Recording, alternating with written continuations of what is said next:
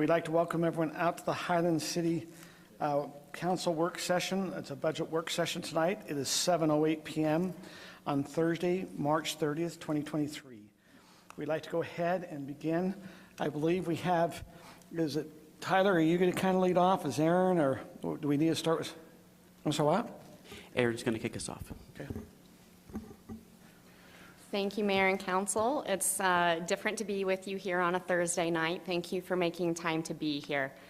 We really have, as a staff, tried to focus to and stick to our budget calendar this year in hopes for providing a smooth, clean, understandable process. And so we know that means odd meetings for you, and we appreciate you making the time to be here. So let's talk about what the goal is for tonight. So we're going to give you a very high-level introduction of the budget. Instead of, in the past, we've gone over department by department, and by about, I don't know, once you get through the general fund, frankly, I feel like people get burned out. So we're not going to do that this year. We're going to go over high-level things in terms of the council priorities we talked about back in January, and then significant budget changes as far as expenses go. And then, of course, talk about revenue as well. So, like I said, high level, we'll answer any questions that come up tonight. But as Stephanie is going around reminding people, we do hope to be able to meet with you guys one-on-one or in groups of two during the month of April, so that, and then actually get some initial direction from individuals then, and then get full direction from the council at our budget work session, April 24th. Is the goal at this point. So don't worry about having all the questions tonight or all of them answered, because we'll have some time for that. So first, Tyler's going to talk to us about the revenue projections that we worked through. And I do want to emphasize, this is, while staff does a lot of the groundwork, we have been working closely with the mayor in this. This is the mayor's draft budget at this point. So staff kind of did the initial stab, mayor's taken a stab, and so this is our production of the mayor's draft budget. So Tyler will hit revenue, and then we'll talk about expenses, both in council priorities and then, like I said, other significant budget expenses. Then we'll talk about fund balances, what this budget will mean for our current fund, and then again, kind of remind you of our budget calendar and where we're at in this process. So with that, Tyler, take it away. Thanks, Aaron, and thank you, Mayor and Council. It's good to be with you tonight and appreciate your time and engagement talking about these important matters. So looking at,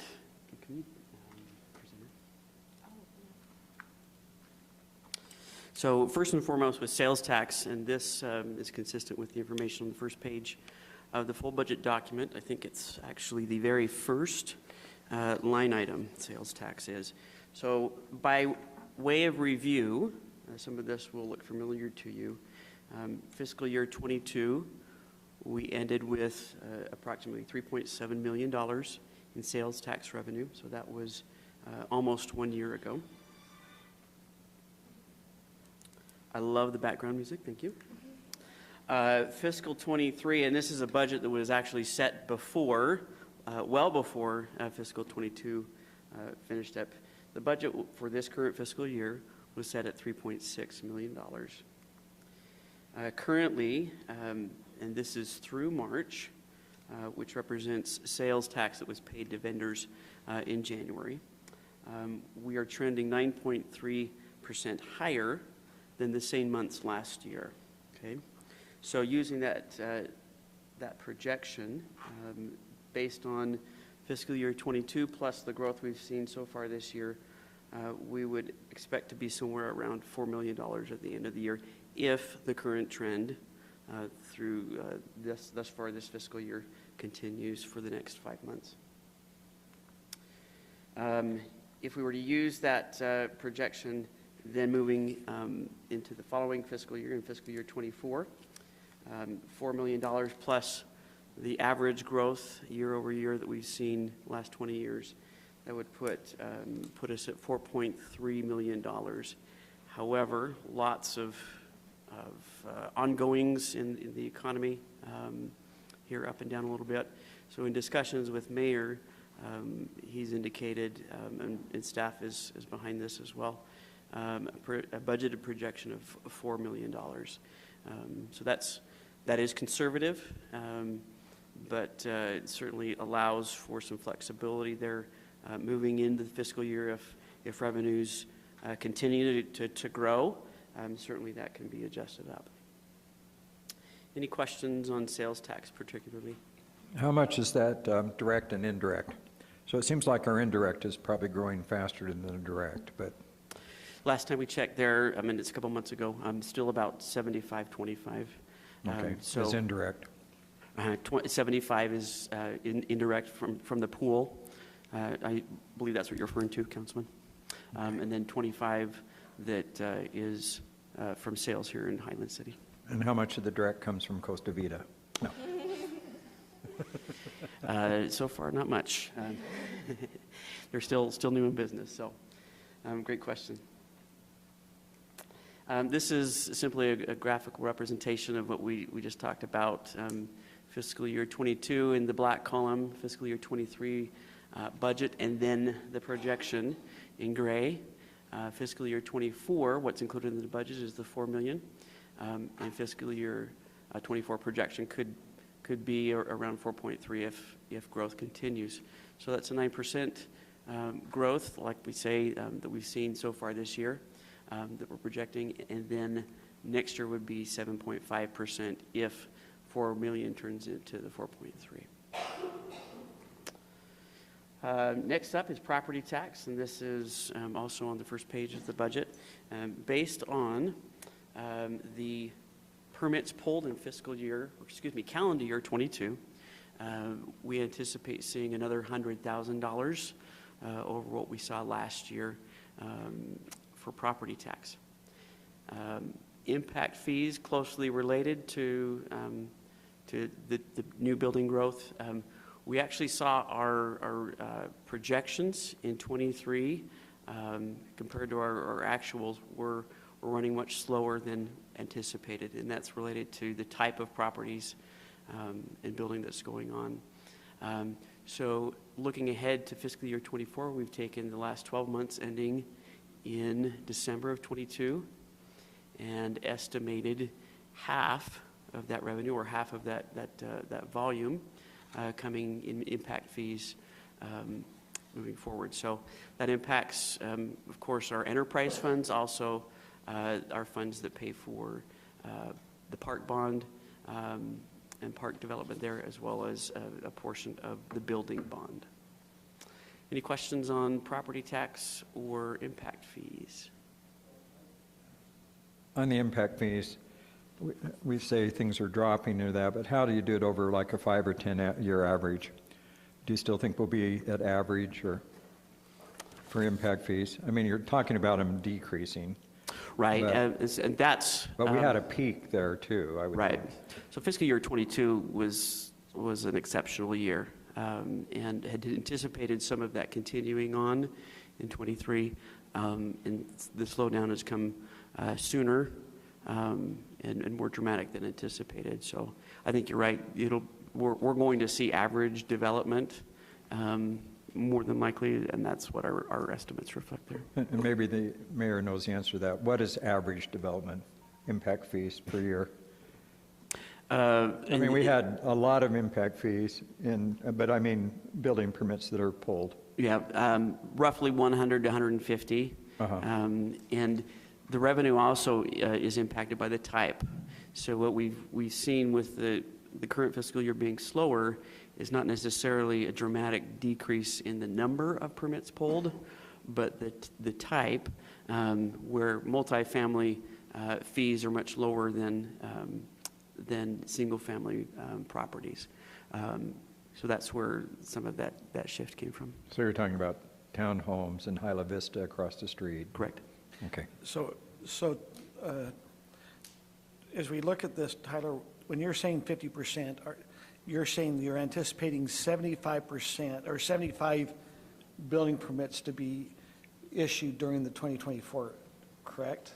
Because if there were 150 this year and you're estimating 50%, or is it 75 you're estimating?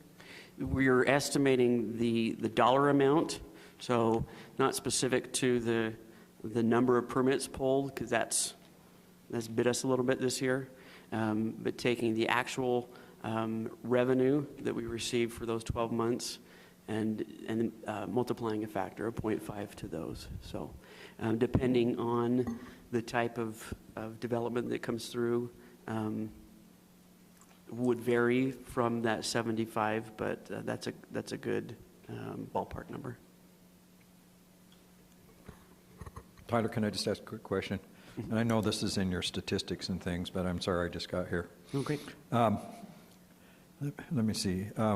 We budgeted, did you show this to us, in fiscal year 22 and 23, the property tax? How much above what we budgeted did we get? We've talked about it in the past. So we budgeted 1.9 million, and we received 1.95, Okay. roughly.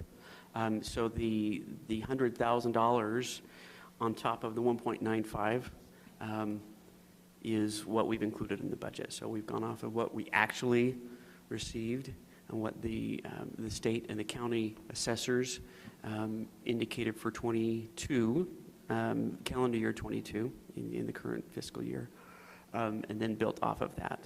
So I assume some of the new development on Ridgeview and a few places that have been there since the first of the year will be counted, right? They have to be here January 1st of, okay. Yep, and that's what's factored in for that 100,000. Okay, very good, thank you. Yeah. Any other questions on property tax, impact fees? Now, Tyler, when you talk impact fees or building, I guess you're going to go through building permits on a different topic? Are you going to address the new building fund? Yes. Okay. And you're right, that's also related, property tax, impact fees, and building fund. But that has been set apart as a new fund, and we'll talk about that here in just a second. Another important consideration for revenue, the pressurized irrigation bond has been paid off. That was paid off about a year ago, actually a year and a half ago, excuse me, in September of 21, so fiscal year 22 that we just wrapped up. There were, in those budgets prepared and the actual transfers that occurred, money transferred from the general fund to make those payments for the PI bond. Those totaled $841,000. The audits that were then completed redirected those funds to come not from the general fund, but appropriately from the pressurized irrigation fund. However, did not unwind the transfers that came from the general fund.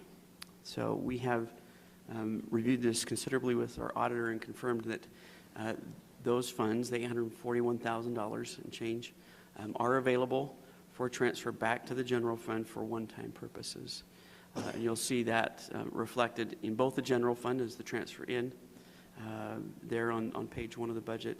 It's also as a transfer, as an expense out of the debt service fund towards the middle of the budget there.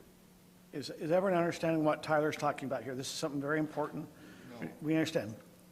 When we make our pressurized irrigation bond payment, it's supposed to come out of the pressurized irrigation impact fee. Mm-hmm. What happened is the city in the years 2021 and 22 made a bond payment out of the general fund and a bond payment out of the pressurized irrigation fund. So there were two things that got transferred in.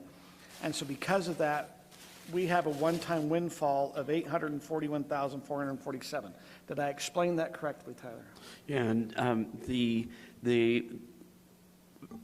didn't make two payments to the bank, in essence, but two different transfers. But exactly as the mayor said there. Yeah.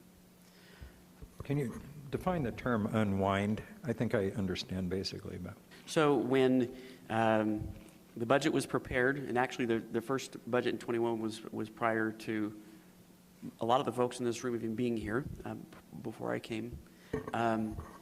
The transfer was identified from the general fund and made from the general fund.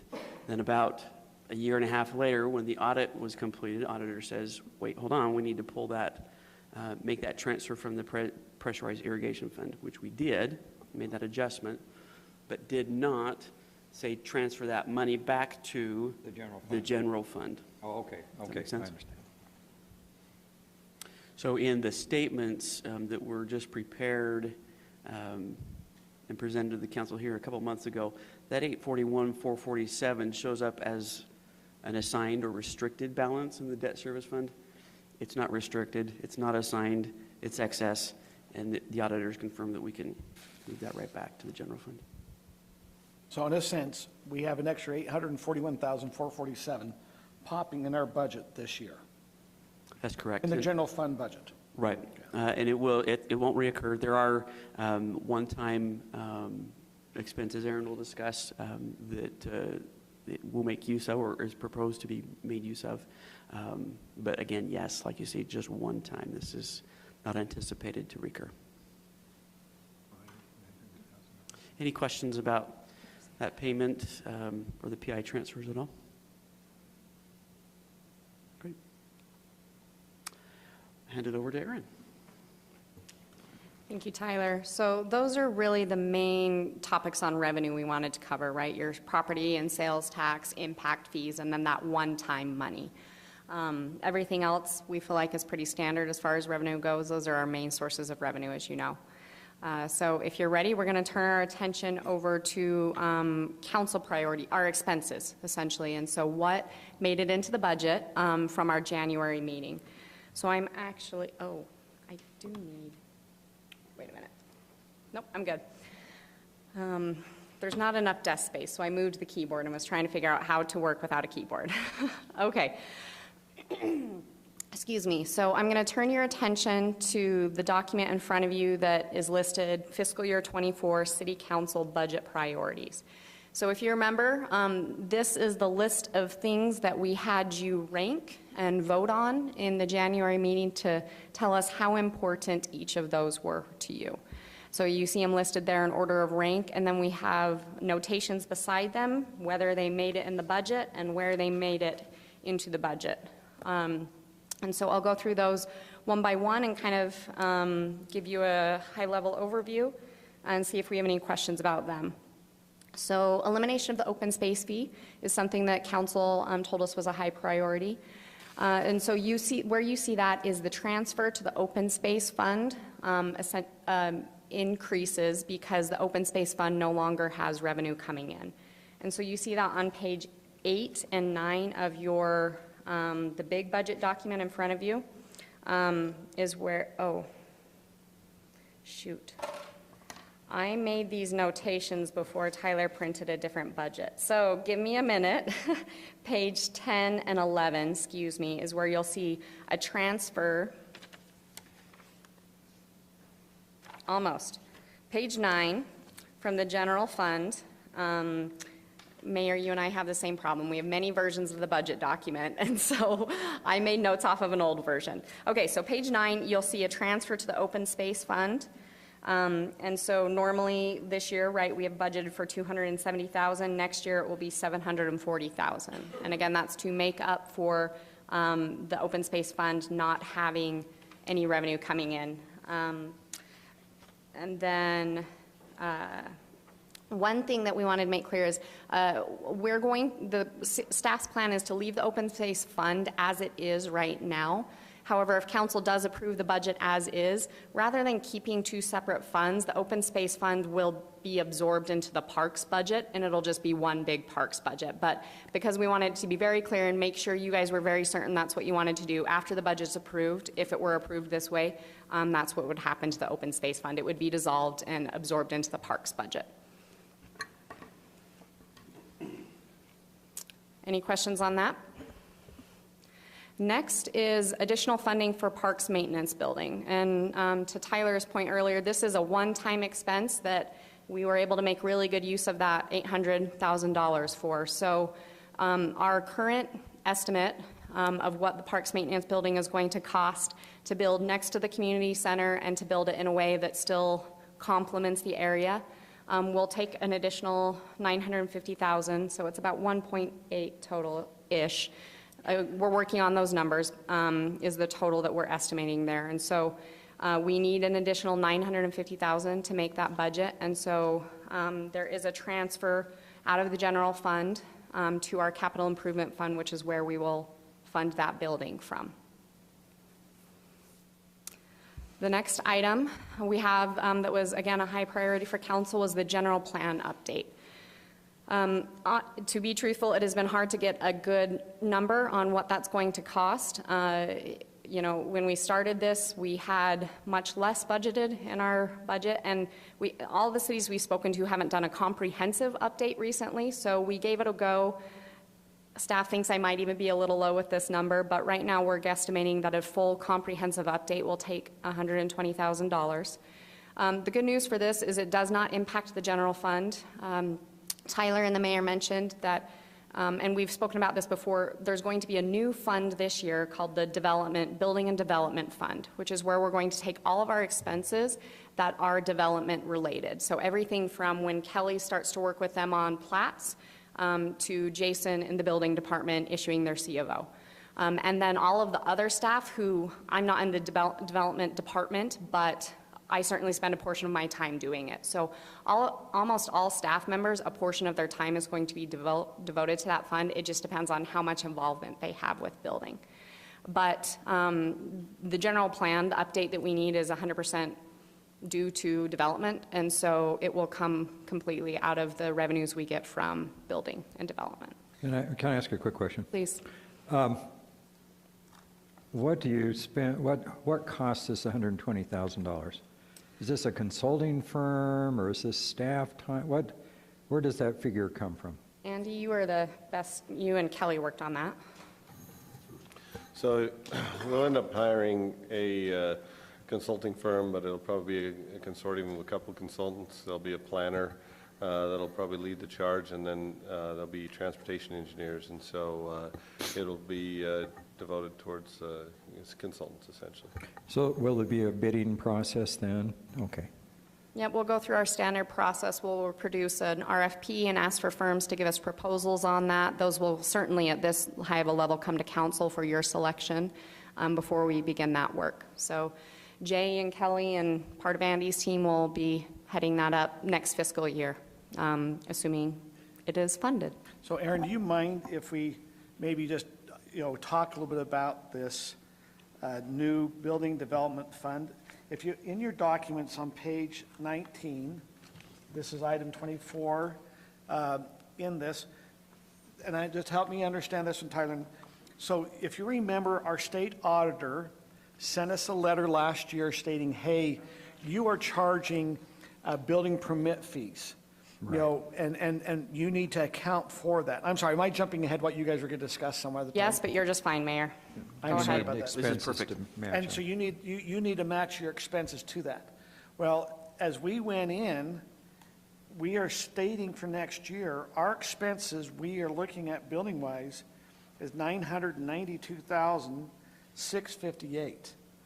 That's what we're saying to support the building. Now, we do have $120,000 in there for general plan things, but you need to make sure you understand that that is what we have went through, and we do not believe we try to get too aggressive in trying to say what was related.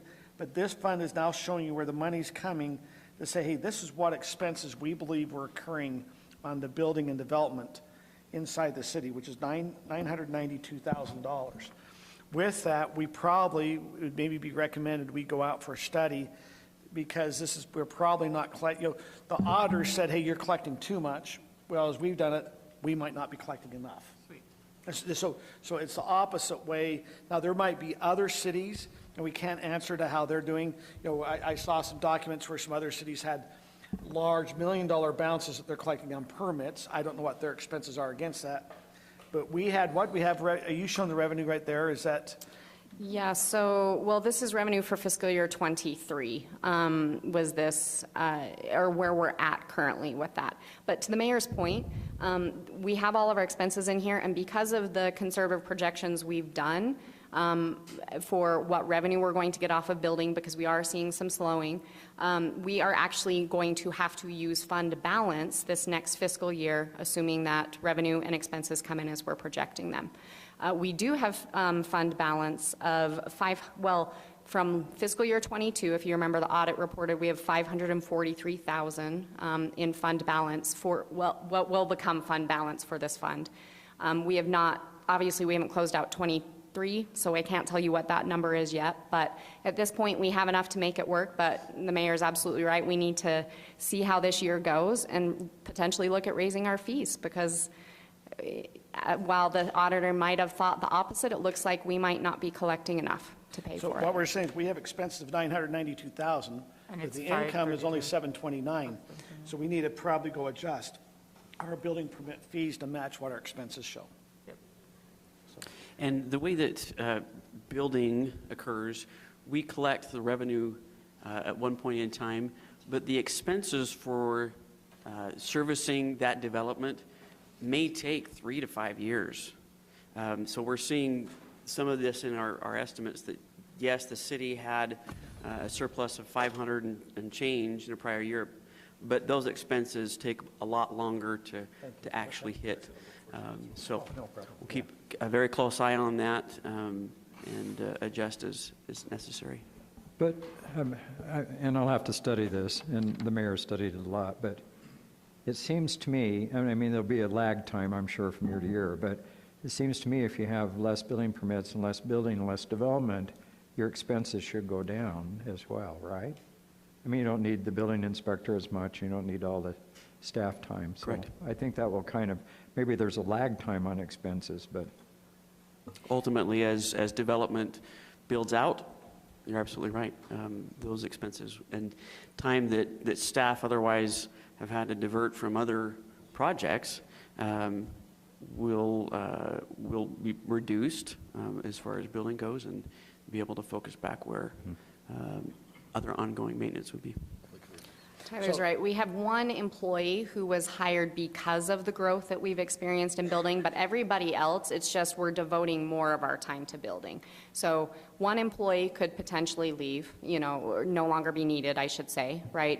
If things dramatically slow, but the rest of us would just divert our times. But you're absolutely right, because I said that, we're accounting all of our times in here and how much time we're spending on building. If that shrinks, then our expenses related to that shrink. But those expenses go somewhere, right? Right now, we're saying they're building, but then they would go back to general fund or whatever other funds those personnel are assigned to. So as a council, I think what we need to be concerned about is we are showing, so this year, we're okay to show expenses more than what the revenue is, because we had this net bounce of the 543 that we put in as kind of like a bank account.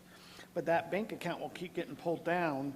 Now, yeah, you might not have the 120,000 in there for general plan, or maybe you don't have the 40,000 for outside services, because Boyer's gotten so busy, or other development, we've had to hire outside engineering. I mean, like you're saying, Scott, there might be some cost, but this is an area in the next years we've got to watch, because we can get out of bounds. This is the balancing act with this fund. You could also not generate enough, and you're supplementing it from other expenses, but this is also juiced a little bit, because the other concern I have is this has moved a lot of the expenses that we would see in the general fund, and it moved it probably correctly where it's at now in this building fund. So it's made our general fund now look like it has a lot of cash. Does that mean? And there's movement from a number of funds as well. So general fund, enterprise funds, where you'll see the staff who inspect and assist in the infrastructure development as well. I was saying, we've got to, as we go throughout the next couple of years, we just got to watch this bouncing, because we just move funding around and watch how it bounces. Like you said, you've brought it in from all these enterprise funds, you brought it in from general fund, so it's moved those others up because you moved it here, but if you don't have revenue, then it starts to have to come back somewhere else. Well, and all the expenses have come here, but also all the revenue has as well. So our expenses actually, maybe they look lower in the general fund because of all of those have gone away, but our revenue also has decreased, right? We're not getting building permit revenue into the general fund anymore. It all goes to this building and development fund. Good point. Okay. I'm going to jump back, if it's okay, Mayor, to going over council priorities and expenses. So we talked through general plan. The next high priority that Mayor and council set was making sure that we were keeping up with the maintenance needs for Mountain Ridge Park. So staff and I have gone through and estimated, kind of looking at square footages and garbage cans and pavilions and everything of what it's going to take to keep Mountain Ridge Park up, especially these first couple of years while they're really heavy use. And so we're estimating $43,000. And that is a specific line item right now within the Parks Department budget. Again, kind of like open space, if council does approve this, that would actually just get absorbed into their proper funds, or excuse me, proper line items within that department, rather than just, we're not going to track, because we buy fertilizer in bulk, right? I'm not going to say this much is attributed to Mountain Ridge. It would get absorbed within the parks budget, but we just wanted it to be very clear that that's what that increase was for this year.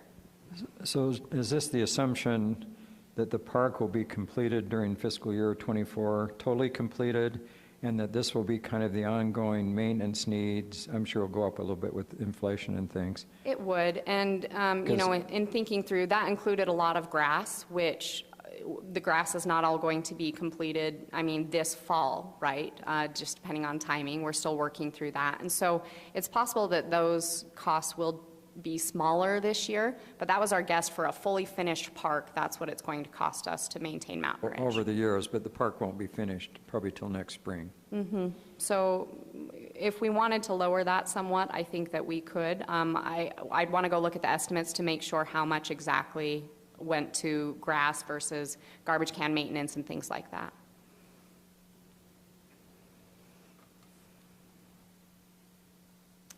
Okay. So those were all the number one priorities City Council set for us. The next highest priority Council set for us was payroll processing software. As you've talked about, we use a very antiquated time card, Excel spreadsheet / write in your time, depending on what department you work for, time cards. And it becomes a very labor-intensive process for staff, for supervisors, for HR, and can potentially lead to errors. And so as a part of kind of this whole discussion we've been having with Lone Peak and HR and proper roles and duties, we got some bids for payroll processing software. And that was estimated to be about $50,000. Now that's they're done based on employee count, so that counts us and Lone Peak Public Safety District, which about doubles our employee count. So a portion of that cost will go to Alpine through the Public Safety District, but the Highland City's portion, because we're half of the employees plus our share of Lone Peak, will be $40,000 is our estimate there.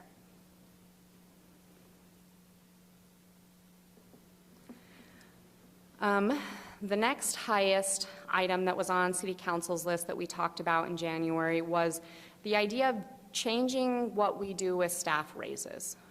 Well, the last few years have been in flux, but our previous trends, I should say, has been to do a 3% merit increase every year. Again, should be based on employees, their performance, thank you, over the year.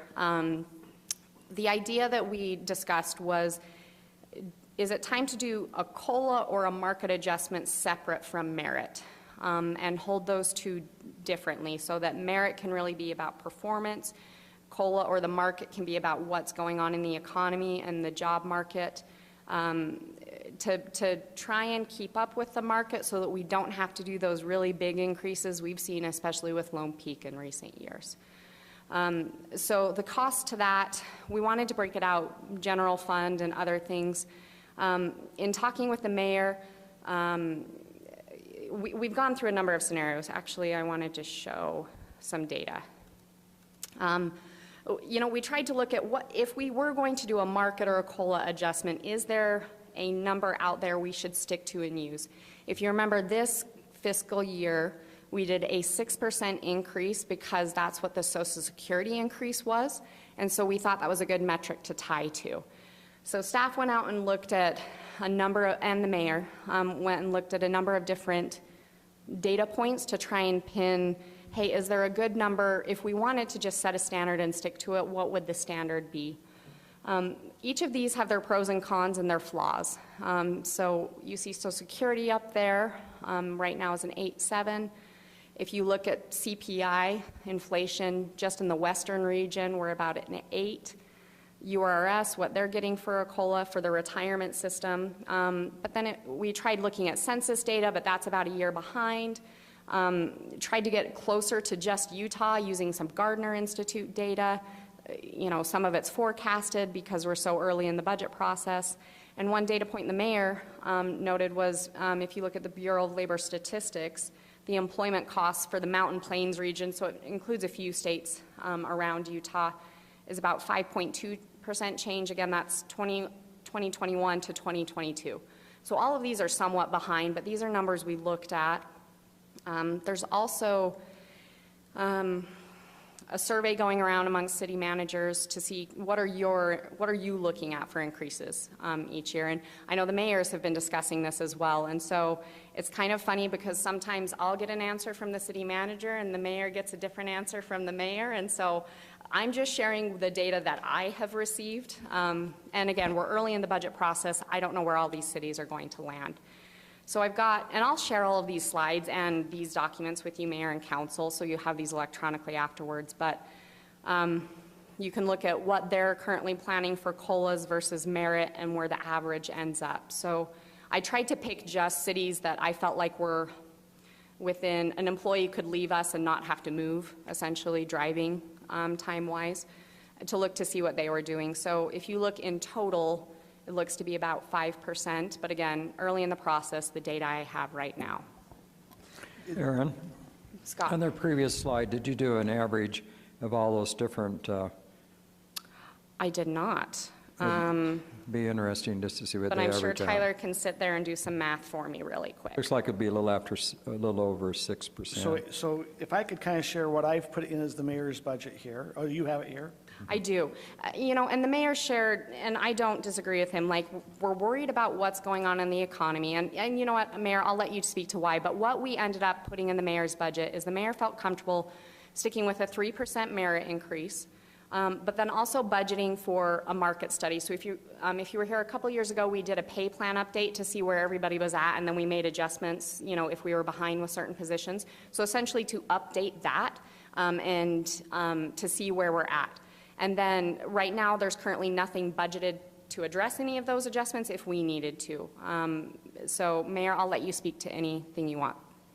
So, you know, like you said, I think we've talked more about this in the budget process about what to do with staff's wages.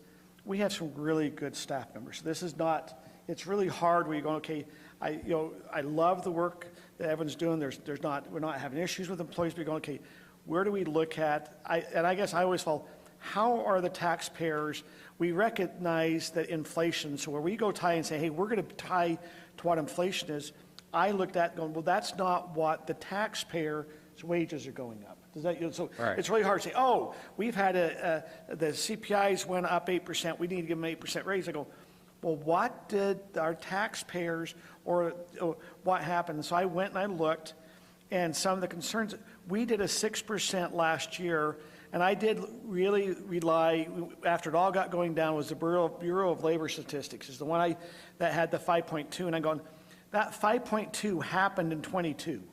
Well, we need to remember that in 22, we gave a 6%. Does that make sense? That you have to remember, we are always a year ahead of what this is. So when this gets reported, we made our adjustments starting in July. This goes through all the way, and I believe it was this data point all the way till the end of December. Yeah, so it was full of 2021 versus the full of 2022. And so I look and go, okay, we did do an adjustment of 6%. Then I look at the 3%, and some of the things, if we go out for a wage study, that I would recommend we do, there's the wage of hourly wage, but there's also other benefits. This is highly talked about amongst all the mayors. Like you know, I will tell you that I have talked to 7 mayors, and what they, then you know, Erin will talk to her counterparts, and it's just like we're having different conversations. You know, the mayors, now, we are early, so Highland has, and I want to tell staff, thank you, by the way, we are early in the process, and one of the reasons why we've got to get earlier, guys, we have Lone Peak Public Safety.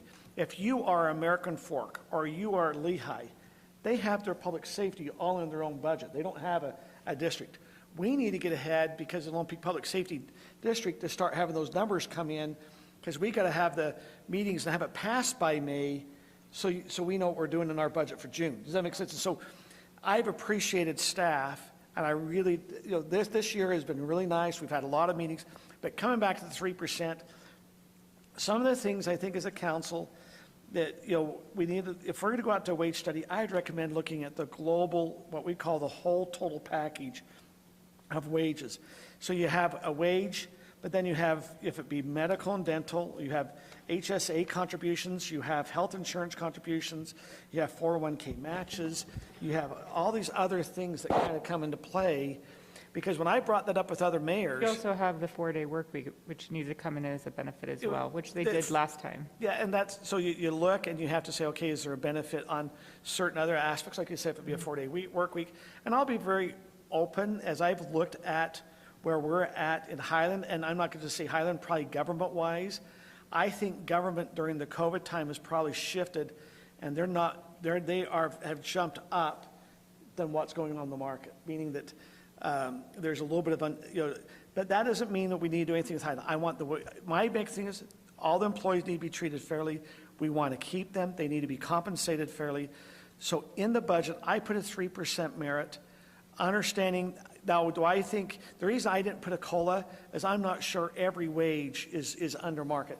There might be some, hey, last year, we found out in certain areas, we did adjustments. So this is where my concern's always been, and this is why I talked with Aaron. If we saw an injustice with that one employee, we've always seemed to make an adjustment. So I'm going, we've reacted, but I never loved the one COLA that just went across the whole board. Because I'm going, I don't know if the whole board needed it, but there's different jobs in our city we need to adjust. Lone Peak Public Safety, they've had a lot of pressure wage-wise. In 2020, the police, we all know what happened with the George Floyd situation. They couldn't find a placement. We know with fire, they were having a hard time. So there's different competitive that's out there different than others. So I'm putting forth a recommendation of a 3% merit, but then there needs to be looked at that there's probably certain positions within the city that we do need to adjust differently than just a 3% merit. That is my recommendation. So who does the market study? We've hired a group called, I'm trying to remember his formal name. His name is Mike Swallow, and actually a lot of cities in the area use him. We actually have a website that we can log in and do kind of very small job studies to see, hey, what is everybody paying this type of an employee? And so he tends to be the default that we've used and who I would recommend us using again. So if we have this market study, are we going to be able to do this before we need to go through the budget, or is this something for years in the future? The intention, I don't know if we could get it. We could not get it done in time and put into the budget in time. So we could start it at this point. My recommendation, if the council wants to do a market study, my recommendation would be to put some money into the budget to be able to react to that market study. Right now, we don't have anything in there, and I absolutely can understand the mayor's points, but I worry that if you don't budget to react to the market study, that it will be hard to react to that and adjust where you need to adjust. Again, not meaning that it's automatically going to happen, but just so that we have money that we've set aside if we need to use it. So I guess I don't understand why the market study, how long would it take to do that? I mean, wouldn't you be comparing other cities, or you nationwide, or what does the market study entail? The intention would be other cities nearby, right? So what we would consider our quote-unquote competitors. We don't have the $6,000 budgeted for this fiscal year. We could probably make that happen still and get that done. It just seems like this is something you could do pretty fast. Well, and here's the other, okay, so let's, and I kind of shared this with another mayor. I go, we're budgeting $4 million for sales tax. Well, that's assuming the economy slows down. Now, if the economy keeps just humming, our sales tax might come in at the 4.3, which is what we're on track to do. Well, if that's the case, well, guess what? For some of these wage adjustments, you just created some. It's not a problem. Yeah, you just also just have. Now, if the economy cools down, now the problem is you still could have inflation going, but the wages cool down. Does that mean, we have to understand that inflation is not wages. Inflation is goods you're buying. Now, there's certain markets that are feeling a lot of pressure wage-wise. We had to budget a lot more for our parks guys. I mean, we were paying a lot more.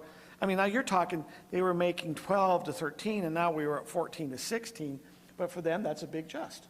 And we had a lot of employees. Right. Well, talking about sales tax, though, I remember sitting here 3 years ago, and we were in a holy panic because of COVID, and we underestimated the actual budget sales tax that we got by $500,000.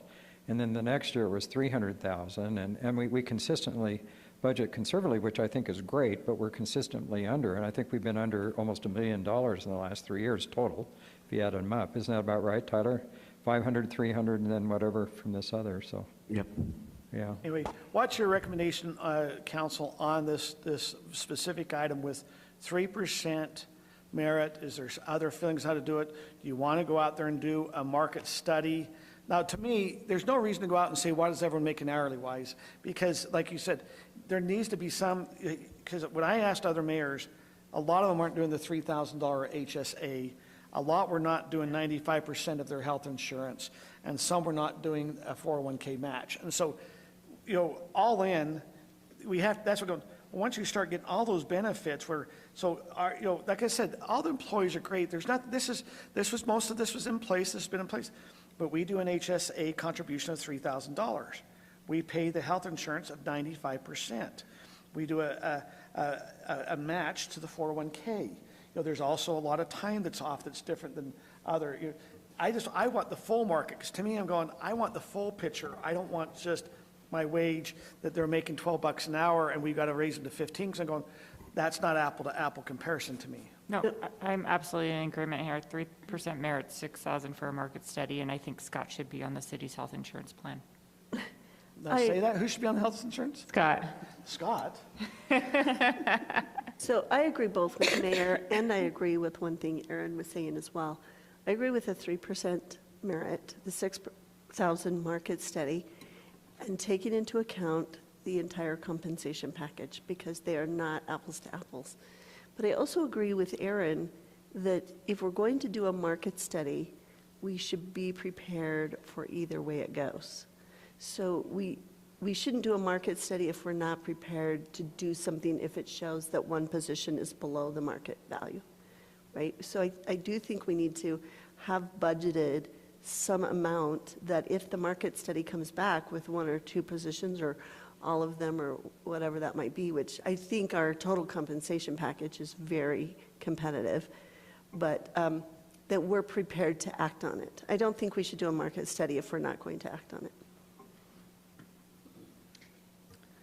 So for your reference, we estimated, so last time we did a market study, on average, employees besides executive staff, because they didn't get any raise, the other employees, it was a 5% on average, right, across the board, depending on every position.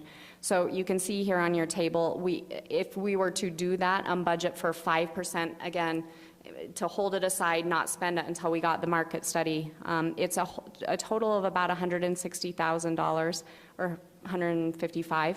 $50,000 of that to the general fund, and $104,000 spread throughout our other funds.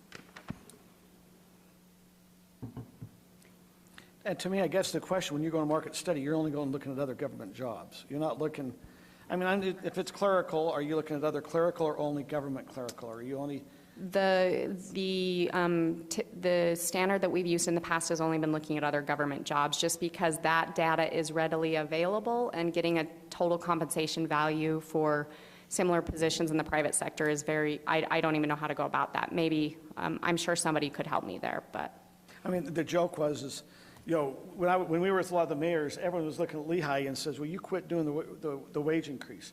I happened to go to an event up at Weber County, the sheriff, and they were all complaining about Salt Lake County. So can Salt Lake quit keep doing all their wage increase to the police? And they're going, well, they're having a hard time getting police because of either comments by the political or because of the environment that's being created up there, or what they're dealing with. They deal with something totally different. And so, to me, I always have a hard time where I go, okay, let's go look at Salt Lake. And I go, we're not Salt Lake. I'm not even a South Jordan. I'm not a Draper. But your employees could easily jump to any of those. And if so, they want to work, yeah. and I understand there's some that might want to work at some, there's different environments. Do you want to have a say? Do you want to be involved? Do you want a smaller organization, larger? And I understand that it's just hard when you're going out and looking at, at different things. It is. It's so hard to get apples to apples, and we will do our absolute best to do that. I will absolutely, so I'm doing one-on-one interviews with all of our staff right now, and you're absolutely right, Mayor.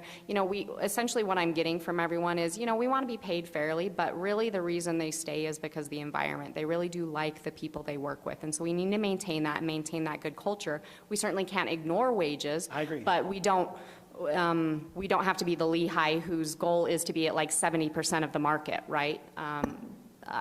Unless that's a strategy council wanted to take. Well, no, and that would be, so when the market study comes back, we've got to say, okay, here's the norm. Do we want to be at norm, or are we okay being at 5% below the norm, or we want to be 10% above? That's also your next decision that has to be made, is going, okay, now your norm, let's assume we're paying, 12, the norm's at 13. Are we okay staying at 12? And I'm just using that as a number, or do we want to be at 14? And that will then be a decision. But council, give us some input here. To be very open, it's one that I've spent a lot of time worrying about. I want to make sure the employees are treated correctly. We've got really good employees. We've got long-term employees. I want to make sure they're treated fairly. We want to keep them, but I also want to make sure we're doing what's correct for the taxpayer. Erin, how much is medical insurance going up, the portion the city pays this year? Unfortunately, we don't have hard numbers on that yet. They take a while to get here. So right now we have budgeted 10% just because that's kind of usually our standard of what we got. Do you remember what we did last year, Tyler, what it ended up being? Go ahead. Increased 7% last year. The year prior it was 0 And the city pays 95% of that? for city staff, yes, And when was the last time we went out to bid for health insurance? last year. Last year? And I think you're thinking of going out again this year, aren't you? No, and that was one of the reasons, when I looked at the 3%, I recognized in our budget, we have a 10% increase for health insurance. I'm going, so there is, when you talk about, like, when I was an employer, we usually would pay 50, it would be 50-50. Well, if you're covering that extra 10%, that's also like an increase. That's why when you do the total compensation, you get to see everything, because it has, your 401k, what you're putting in, your health insurance, if you're going in HSA match, or if you're contributing, and that's why it's hard. The one thing, when we looked at the Bureau of Labor, when we looked down to it, they had a number, if we remember, Tyler, when looking, that was for time off. Like we had to pull that out because we're going, okay, we don't know exactly what they're saying was their time off. And so we pulled that out. But, there's some things I can share with council. Now, Tyler, you put together a Highland wage and benefit. Was that an average employee after 5 years? Or is that the average right now? On the leave figures? Leave, or just, it's called average. This is the document you gave me. It's called Highland City Wage and Benefits, the average full-time employee. Right, so we took for all of the dollar amounts, those are average across the board. For the leave rates, we use the 5-year to 10-year employee, yes. Okay, So it's the leave was the 5 to 10 years. Correct. Okay, that was where, and so with that increase, if you came from 22 to 23, it was a 3.9% increase is what it came. And I guess are you okay if I share the numbers? Oh, yeah, you bet. Okay. All compensation in, I don't know if everyone's heard this, for 2022, total compensation, what we're showing without vacation days, sick days, anything, the average employee was making $98,782 with health insurance, all the benefits. With the budget that is the mayor's budget proposed, would have our all wage in of it be $104,905. And so. That's with the benefits. With, except for that's your total package. The average wage was, last year was $60,880. It'd go up to $64,895. So I mean, that's helps you kind of understand where the balance is at. Tyler's printing additional copies for you guys. I'm sorry, we didn't anticipate getting into this level of detail. I understand. You're fine. And I want to speak to something Sarah said. We are absolutely competitive in our benefit offerings. An employee we recruited recently told us we didn't, so she came from Riverton and she said she was giving up some things to come here. When I came from Lehigh, granted this was years ago, it was about sixes, I got less at HSA contribution in Lehigh, but they paid 100% of my medical. I didn't get a an extra deposit into my 401k because they were a Social Security organization. And so in my experience, I'd say we're competitive, but we absolutely need to double check that. And Andy's wife works for the school district, and he's mentioned to us that they give their employees essentially like Brittany, you could probably speak to this, like here's how much money you make when you consider all of the other benefits to it, the total compensation value, right? And so that's actually something we're trying to figure out how to do for our own employees, because we want them to realize that it's not just about wages, it's other things, but wages are a big factor, especially when we're going to recruit people, that's the first thing they look at. So we certainly don't want to fall behind in that category, but we also need to make sure that we're not, that we're being fair, but competitive, or whatever the. So let's go back to your question, what would you like to do with wages? And I'm sorry, you can tell we've spent a lot of time talking about that. I would say the majority of our budget meetings kind of come back into this of what to do, so we're needing some help here. I'm When was the fine last with time what you did a formal wage study? It was when we were here with That's what I Swallow. was. 2 years ago. It was 2 years ago. Just 2 years ago that we did, and then that was the 5%. Yes, a 5% adjustment, and then this fiscal year, we did the 6%, just across the board COLA. So another, we can do a very in-depth wage study, or kind of more to what Councilmember Smith's speaking of, we have the data, it's pretty close to live, where we can do a pretty quick analysis. If you want to really look into total compensation value, it will take us more time. We can do a really quick update to see where we're at that is less intense and less time consuming as well. Right. I kind of like the quick update just to get a kind of a ballpark figure, but we may want to do a more comprehensive study. But we adjust the budget, I think, every 3 months, don't Well, that's we? what I said, that was what I was saying, we did mid-year adjustments. And I can tell you right now, we're underestimating sales tax because it's been the pattern. But, it's hard to predict the future. It's good to be conservative. But there may be more funds right there, as the mayor mentioned before. So I support this, but if we can move the market study along, it'd be nice to really have a better idea sooner than later. Could I ask one more question? I don't know if Andy's the best one for this, maybe. But does the 4-day work week change at all the amount of overtime that we end up paying in our park staff? Like, because they end up having to work on a Friday, like for snow removal or something, where if it was a 5-day work week, they would be working during the week. Does that make sense? Jeff, do you want to try and take that while I think about it? This has been a hard year to compare to, though. Yeah, true. Can you kind of paraphrase that again? Sorry. I'm just wondering if, like, how it works with overtime with Public Works, if the fact that we have a 4-day work week changes the amount of overtime, because you don't have anybody here on a Friday, so if anything happens, then I assume you have to call people in, and then that's overtime. Right, so for snow plowing, yes, I mean, there is the variables, who knows when it's going to snow. Yeah. And a lot of times, unfortunately, it happens on weekends. I don't know why it lands that way, but so Why it we do snows get a on the lot of. weekends? We get a lot of overtime hours on the weekends, which we would be coming in anyways if it was a Monday through Friday schedule, but it's hard to predict on storms and events I like think the that. question might be just specific Fridays, like, do we have a lot of, that would be our cemetery staff. I don't know if we kind of staff, I think, we do cemetery. Do We try to have- dig everything right by Thursday so that we're only there to essentially close a grave on a Friday. We have an on-call person who does a couple rounds every day over the weekend, right? So we wouldn't, in theory, be paying an on-call person on Friday if we were here on Friday. So there are absolutely some more overtime. And Councilmember Rodella is right. 410s are a benefit that Highland City employees very much do value. Some employees have side hustles they do on the weekend, right? That the 410s allow them to do. For me, it just gives me some time where I actually see my family, and I absolutely appreciate that. I love my 410 work week. You can always do a quick little trip, and you don't have to take Friday off. So it's absolutely a benefit that our employees enjoy. Hey, Erin, for the 3% merit increase, Yes, ma'am. what performance measurements do you use for that? So we have a form that we go through, and depending on their position, right, like if you supervise people, you do this form, or if you're more of a clerical staff, you do this form. And so we go through and supervisors rate their employees at how they're doing at different metrics and kind of the goals that they've set over the year.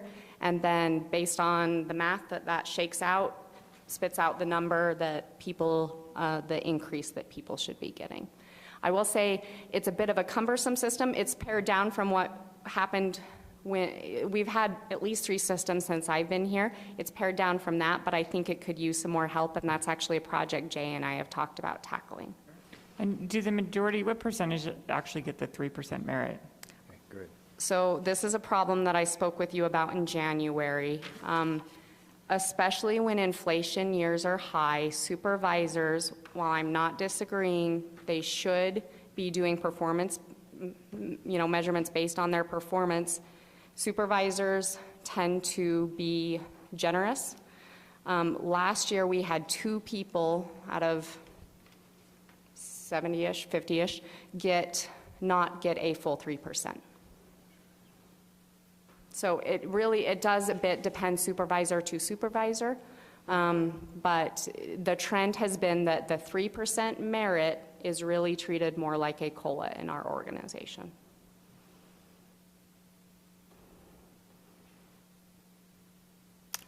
Mayor and I messaged a little bit about this, and again, I'm somewhat embarrassed to say that because I want my supervisors to do real performance evaluations. I really do. I also feel their pain, if there's an 8% inflation year, and this person's just average, say, right? They're a good employee, they have their weaknesses, not your standouts, but 8% inflation year, it's hard to tell them you get 2%. Or even your standouts, right, that you want so desperately to keep, and an 8% inflation year to only give them 3% is hard, and is concerning over time. I'm not, obviously, well, some people have left because of this. Not everyone. We have a lot of long-term stability, like in our superintendent level at Public Works, but we've seen recorders leave recently, city engineers leave recently, a finance director formerly leave recently over wage. I mean, honestly, and those factors, I don't think it was, that was the main factor, I will say. Not the only, but the main. But the market study will help us. Absolutely. Yeah. I'm in favor of this 3% and doing the market study, and also I agree with what Sarah said, that we should have something in the budget for mid-year adjustments if we need to. Okay.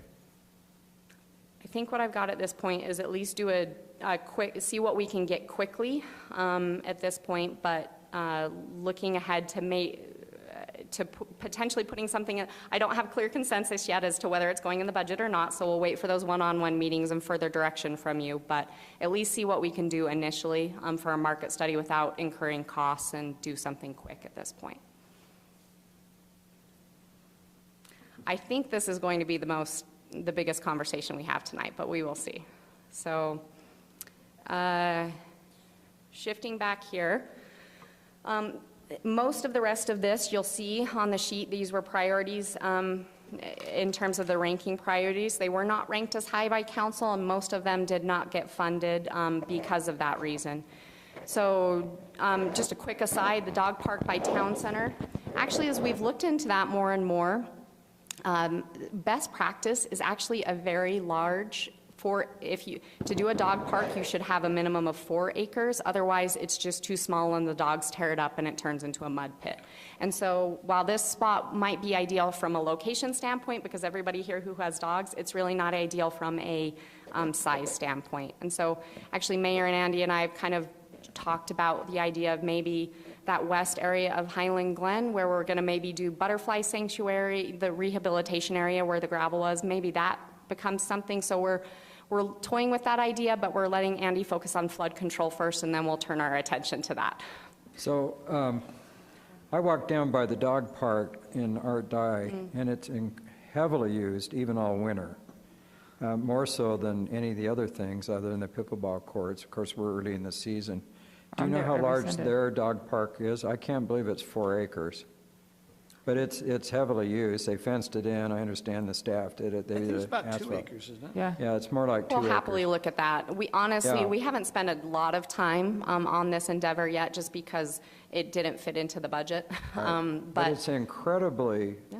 popular, and it may not be very expensive. So So I'm just And they got thinking- donations for it as well. Yeah. oh, that's great. Uh-huh. Yeah, it's a heavily used thing. I'm amazed how many people go and every dogs are Sunday. in there every Sunday. Yeah. Yeah. Just along those lines, we did talk about Highland Glen. Do we still have that 20K worked in our budget for that? So it's set aside in this fiscal year budget. And so we had talked kind of about rehabilitation, do the milkweed for butterflies or something, but honestly, we haven't pinned it down. And right about the time we were going to start working on that, flooding started to become the concern, so that's where our shift has, And our just- priorities have shifted. Since we're talking about flooding, if we can, Andy and his staff are going to start getting, we need to focus the next 60 days on this flooding because it can really be detrimental for our city. So I just want to tell staff, thank you going into this because I know it's going to be heavy for the next 60 to 90 days. And I just want to tell them thank you for everything they've done. But if we can be sensitive to their staff, anything we're requesting, because they're going to start getting stretched.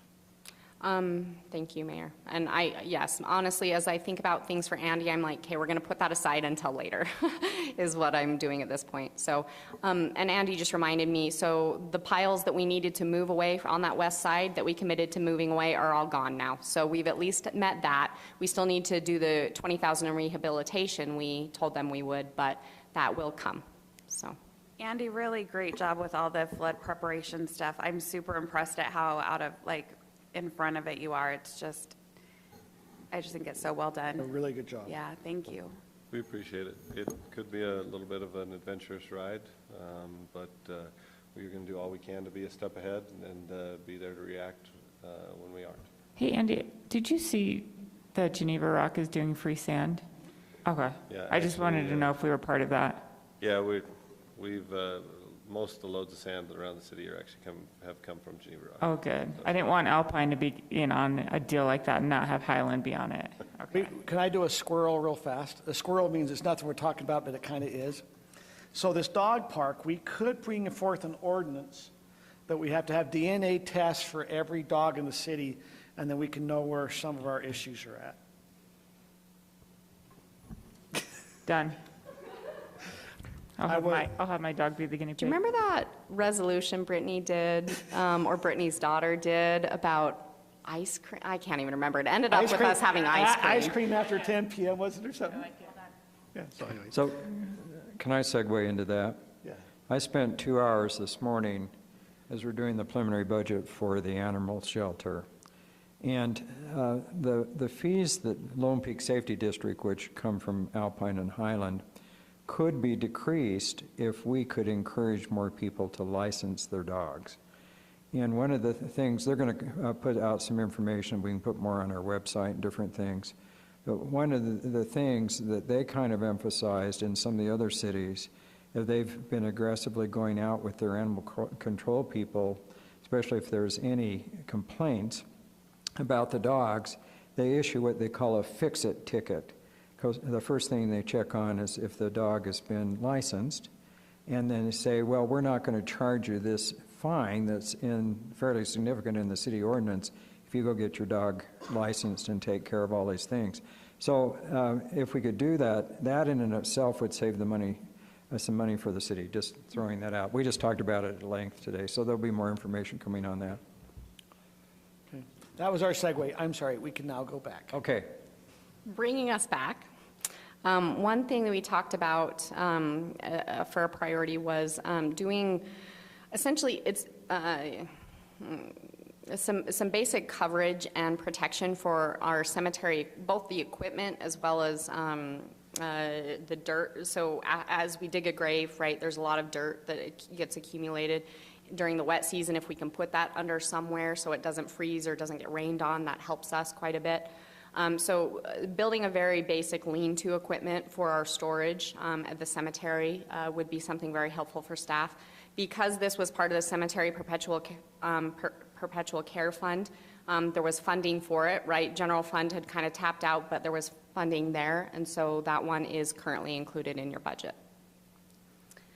The other that I'll mention that is included in the budget, we talked about was a contract fire marshal for the building department to help bridge the gap on fire code. And so Chief Patton will still be would still be involved with us as far as like the subdivision review and that stage. But when it got into the nitty-gritty of fire code that, no offense to Chief Patton, he's not an expert in, and we've gotten more and more questions about that, especially as we've gotten more commercial buildings. It would be helpful to have that resource. And so, again, that comes out of building funds, which is nice. It doesn't come from the general fund. Like we talked about earlier, that we have to watch that fund and how it balances out, but that is also included in your budget in that new fund. Erin, can you, one that we skipped over, but Yes. can you remind me, is there any funding for trail maintenance and expansion? This is increased funding. Increase. So there So I is. can't remember yes. what was allotted. Andy, can you speak Regular. to exact amounts on trail maintenance? But yes, there is some money. I thought we just approved that. The one you just approved for this year was in fiscal year '23, which we're in right now, right? We're going to Right. spend that money before the fiscal year. But typically, each year, what we have is we have $135,000 for trail maintenance. You recall, the council decided to expand or finish that trail, by the power substation, and we had to take some of that out of roads fee. This year, our bids came in a little heavier, and we also used a little bit of Trails capital money that was remaining in this year's budget, but this coming year doesn't have anything of substance in the Trails capital. We have, as I recall, we have like $25,000 in Trails capital, which doesn't build us very far. We have that case we need to go and make a connection here or there, that type of thing, but it's not any type of major expansion monies. Right now, the monies that are allocated are just to care for the trails we have. Okay, because that's one area that I'm concerned about, just because we, especially during the election, really, we promised a lot of people that we would take care of the trails. And even by my house, it's finally opened up again, but I can't really walk on it. The little dirt is like, it's. Well, so that one like- trail that's. Like, there's just some trails that need That, attention. that one was kind of see how we can fix it to get functioning back again. And I think it was to go back this year. But there is funding, so there is, this was to increase the funding above what we already have. Mhm, But it doesn't sound like we have much left. Well, no, it starts again in this budget year. You'll have another Okay. We just 135. approved a bunch a week Okay, ago got for it. last So year. you'll have That's a what I new was missing. $135,000 for 2024. Okay, that's what I was missing. Thanks. So that's also true of, if you look a couple lines down, additional funding for park improvements. It doesn't mean that we're not going to do some park improvements or we don't have that in there. It was just, we had the discussion, do you want to do more than we are currently doing? And so that didn't score as highly and did not get into the budget because of that. The other thing I want to mention on this list, we talked about it last time, we're going to have some more communication on a future council meeting, but the fence along Alpine Highway, our current position, thank you, is that it's not the city's responsibility. However, per council direction, we are going to have a follow-up conversation on that, probably in the April council meeting, to discuss that further. All right, I'm ready to move to page 2, if you are mayor and council, on the significant budget items. So if you flip over your document, these tables you have not necessarily seen, well, some of them you haven't seen before. We tried to break them out in logical ways. So the top one is our ongoing projects, and that one we did talk about in January. It's us committing to the fact that, yes, we are going to finish these things or continue to fund these things. And so Mountain Ridge Park, as you know, as we keep talking about, is a big one. Yes, we are going to finish Phase 1 of Mountain Ridge Park. Excuse me. The next one is all of our capital projects that are in the master plans and all of the maintenance projects as well, I should say, with those. So, the $4 million that you have in there is just for the capital projects themselves, but those are throughout the various enterprise funds, and it's all based on those maintenance and master plans that we have adopted as a city. And so the timing of when those roll out, we have put into this year's budget if they rolled out in this year. And then that two-way texting system that we're getting pretty close on that system. to get that up and going. That is one I know has been a council priority that we are working to get done and will continue in future years. The next table is anything that changed $10,000 or more that we haven't talked about in some of the previous tables. So we wanted to call out what we thought council would consider big ticket items and make sure that you were aware of them and took note of them. So the first would be 3 new vehicles for Public Works, 3 new trucks. The way our fleet program works is depending on where the need is, those departments buy the trucks, and then it filters down through the organization so that older trucks, I mean, when it's time, like we don't just get rid of trucks after 4 years. They get shuffled down to mainly the Parks Department because there is a lot of need there, and it's in the general fund, and so revenues are, it doesn't have a dedicated source of funding. And so what would get kicked out the bottom if we were to buy 3 new trucks are 3 very old seasonal trucks that the mayor took a ride in and can attest to you that might be some seat cracking and mouse traps and a whole bunch of things in those vehicles. They are very well-used work vehicles that we, based on maintenance needs and mileage, we feel like it's time to replace. We did not do, because of budgeting concerns, we did not do any replacements this year for Public Works trucks, so this would be the first time we would do them in a couple of years. The next item we're looking at is increases to our seasonal employees. So it's spread across 3 different funds.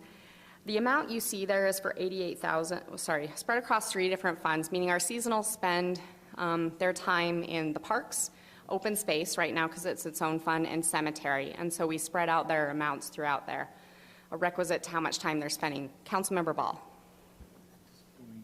Please.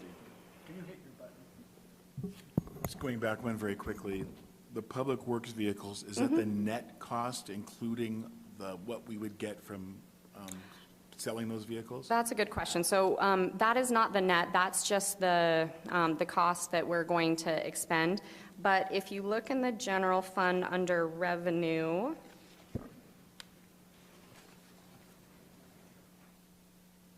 is it under miscellaneous, Tyler? That's accounted for, though. Yes, it is. Oh, there it is. 4 from the bottom on the first page, 103840, sale of fixed assets. I'm guessing it's not going to be a significant amount of money. Well, it looks like Whether you significant. describe the vehicle, I'm Yes. guessing it's not. No. Those vehicles, no. But that 100,000 does include getting rid of some snow plows. That would be, so it's more money because of the snow plows that we'll talk about in a few minutes.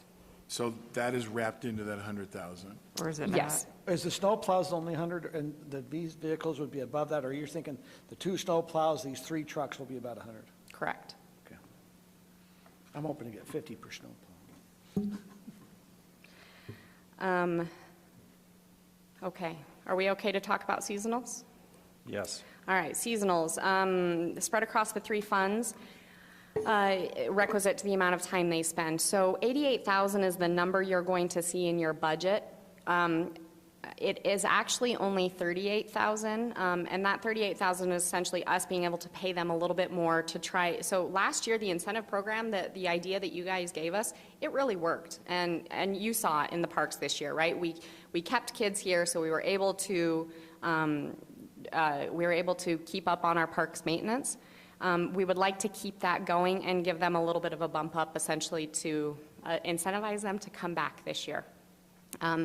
So like I said, in your budget, it shows 88,000. From a spending perspective, it's only going to be 38,000. So we made, last year when we came up with the incentive program and we budgeted across those 3 line items for that increase, a clerical error, we left off the increase in open space. And so the way we talk about this, right, the way that Public Works calendar works is not line up with the fiscal year. And so we figured out this issue where we had, we overspent what was budgeted but not what was planned essentially in there. And so what we've done is Andy's identified areas where we can cut the budget so that we're not going to impact this year's budget, but we can still pay to do what we've said that we can for our seasonals. So like I said, looks like 88,000 from a number standpoint, but from what we're spending, it'll be 38,000 more. And so last year, were we able to fill all of our seasonal positions? We did. Yeah, another thing that we hope goes even better this year is we were kind of, when all the seasonals were coming on, that's right in the time when Pam had left, and so she did a lot to onboard the seasonals, and so it took a little longer to get them on than we would have liked, but by about second week of June, we had our full staffing, and so we are crossing our fingers we'll be there again this year. But yeah, last year was way, way better than 21. Is it still 16 and above? Yes, it's 16 and above. Okay. That's what Rob's advised us to stick with. So at this point, that's And then, what- have you already started posting for that position? I think I sent there's- it out on my ward email. Yeah, there's posting out. Did Lena put anything on Facebook? There's something in the newsletter Yeah. on it. There's a posting on the website. The Parks crew was going to get some of those banners that we had in the parks, not really banners, like Yeah. real estate-like signs that we had in the parks last year. Josh went to a job fair last week. So yes, we're actively recruiting now. And one of these days, the parks are going to start growing. But yes, we're in full swing recruiting. Okay. I just thought AF is also in full swing recruiting. So let me ask you, Council, this comes to Sarah's question. But is AF given incentives? We used to get a lot of Yeah. complaints about maintenance, weeds. Last year, we spent, an extra 50,000, if it be for employees or just to making sure that we were staffing correctly and had them there. What were the comments, and maybe, did you receive a lot of comments or no comments? What was your input last year from the parks? Maybe no comments were good comments. I would say in my area where I live, because this is where you receive the complaints and non-complaints. I received a lot of feedback that it was well maintained. Mitchell Hollow was looking a lot better. The baseball field, having Chad come in and fix that up, that was one of the big complaints there, and that was taken care of. I didn't hear any complaints about trails this time around in my neighborhood, so I really got a lot of positive feedback, especially Mitchell Hollow. It looked great. Just the porta potty in Wimbledon Park. Yeah, porta potty, and then the volleyball courts at We Mitchell did Hollow. have- Yeah, the We had complaints about that. Yeah, porta potty that was in that parking lot, that was there. but we for the took care of that. Yeah. Yeah, I think the only thing was the volleyball court at Mitchell Hollow. That's, So, and I think that goes back to what some of the questions we've had a lot of comments from residents about, hey, how are the parks maintained? I thought last year we had, it was a little quieter. Now naturally, we're going through election time, so maybe we'll hear a little more this year. But I thought staff did a really good job here, so.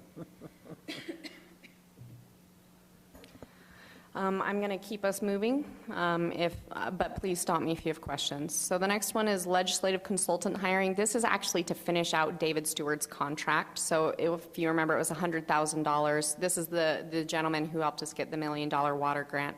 It was $100,000 over the course of the year, so we need $25,000 to finish out his contract.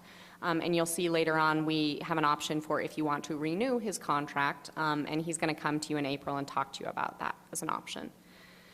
The next thing on our list, when we print those really big pictures, we have to use a plotter to print them, and ours, I think, is as old as our building, and it's starting to give us difficulties. So that's the price we're looking at, though actually we've recently found out that there could be a lease price that's less than that. So we have that in the budget as a placeholder right now, but are exploring other options to make that more affordable to print that. Those big pictures that we really love and are really helpful to us. The next is, so we have received a Safe Routes to School grant over near Highland Elementary, correct, Andy? And so this is our portion of the grant is for $100,000, and I'm trying to remember the grant amount itself, Andy. The grant was $130,000. Obviously, during all of this, we had this major inflationary cycle, et cetera, so we're hoping to be able to just scale the project scope rather than scale the price. Yeah, it was about a $230,000 project, so this is our part, and then we got the federal grant. So we're anticipating that we should be able to start working on that this fall, but I don't know that we'll do much during school time, so it'd probably be something where we look June-ish. June of '24, sorry.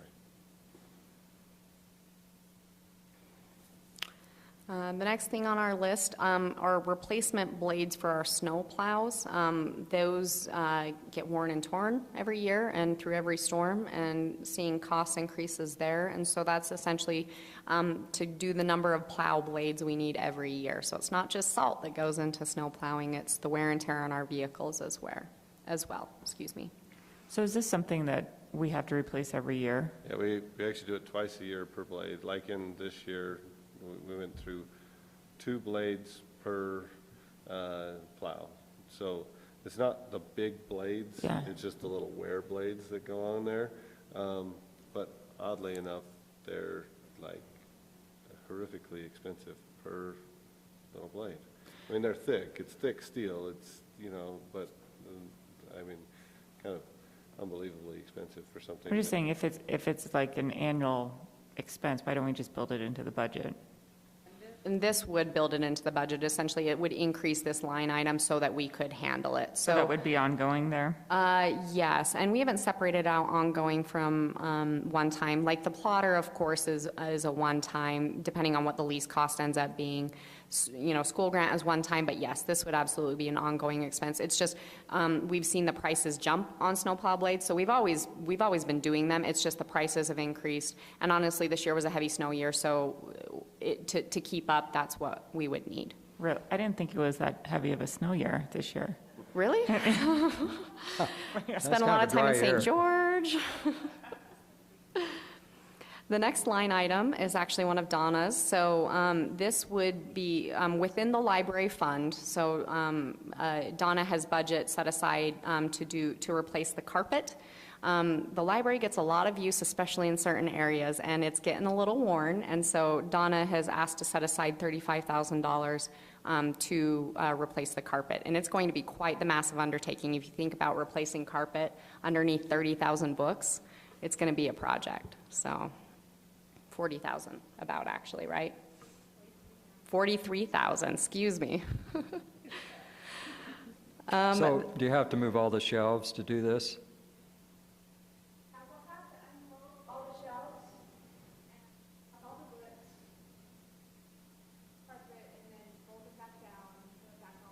Is the carpet really that bad? At some point, it's got to do. We actually were hoping to do it this year, and it just didn't work out, and so next year is the plan. Plans are tentative, but we're hoping in the holiday season where this room isn't used a lot, so Donna can use this as her staging room, right? All the books and shelves come in here. We replace a section at a time and make it work, but it will necessitate, it's quite the plan. Donna's already written it up, and will necessitate the library being closed for at least 2 weeks, right, to make it all happen. So. Did you see, was it Spanish Fork where they moved the library to the new, and they had like an assembly line?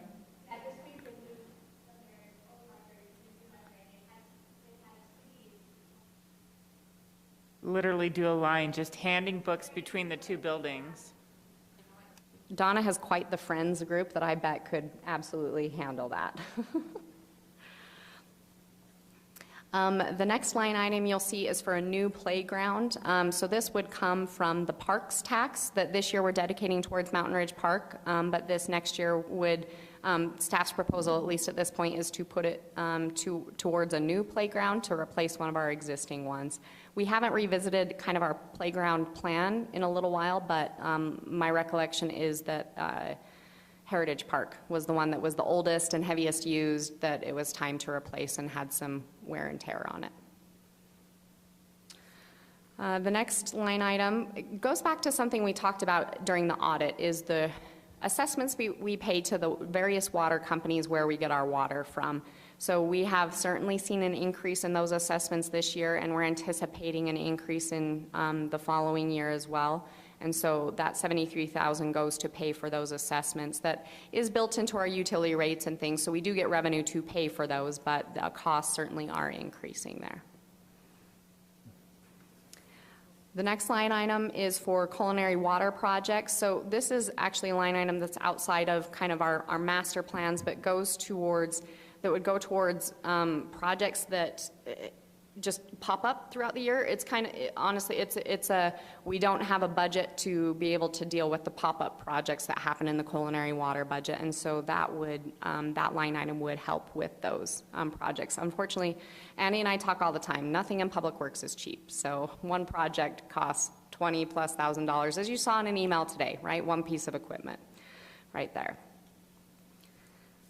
The final line item in that over 10,000 section is for a snowplow purchase. So Public Works has actually identified 2 snowplows that have significantly aged and are significantly breaking down quite a bit, to the point that it would be very helpful if they were replaced for our crews and for actually having snowplows out on the road and not broken down.